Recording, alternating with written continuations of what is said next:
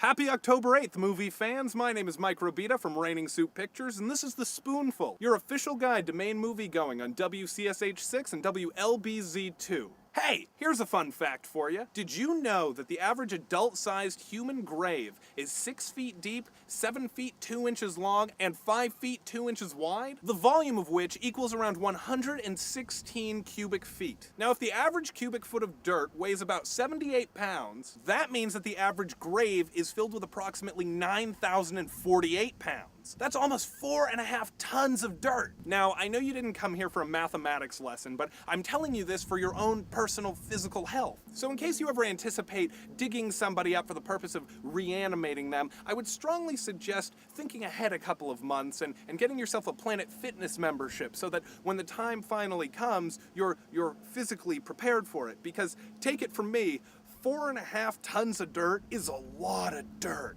And speaking of reanimating the dead, or rather, animating the reanimation of the dead, claymating the animation of the reanimation of the dead, Tim Burton's new black and white claymation monsterpiece Frankenweenie hit theaters and IMAX this weekend. Now, Frankenweenie is the story of a young boy named Victor Frankenstein who brings his recently deceased dog back to life with the help of a little bit of lightning. But of course, when all the other kids at school find out that Victor was able to bring his dog back to life, they too decide to bring their deceased pets back to life, with varying results. Now, visually, I have to say, this is the most beautiful movie that has come out in recent memory, and is certainly the best looking movie in Tim Burton's career. And although I always thought the best movies to see in IMAX were these big budget, special effects filled action epics, claymation actually proves to be the perfect medium for IMAX viewing, because the size and the scope of the screen allows you to see every teeny tiny minute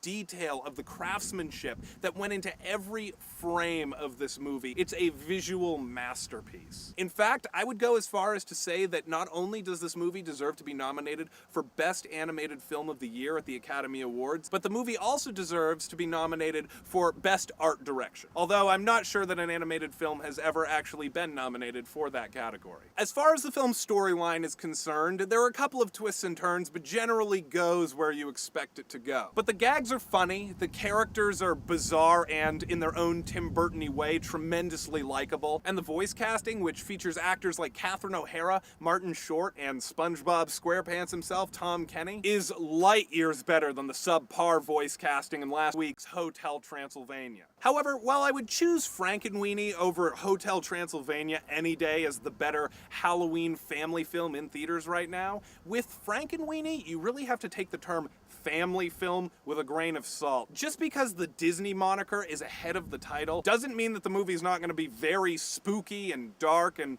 at moments humorously disturbing. Before taking the kids to see Frankenweenie, I would first test their sensibilities on Tim Burton's other stop-motion animated films like The Nightmare Before Christmas and Corpse Bride. And if they're really not up for those movies, then I would steer them more in the direction of Hotel Transylvania. Now finally, we here at The Spoonful are in the midst of our 31 Days of Halloween movie challenge. Now if you haven't been playing along with us so far, we enthusiastically ask you to join us. So far we've watched movies like Mad Monster Party, The Omen, The Brain That Wouldn't Die, An American Werewolf in London, Frankenweenie, and The Simpsons annual Treehouse of Horror episode. And this evening, we'll be kicking off the 8th night of the 31 Days of Halloween Movie Challenge with one of my personal favorite cult horror films, Killer Clowns from Outer Space. You can also check in with us daily to see which movies we'll be choosing for which nights throughout October. To do so, go to facebook.com/rainingsoup and twitter.com/rainingsoup. My name is Mike Robita for WCSH6 and WLBZ2. Happy movie watching.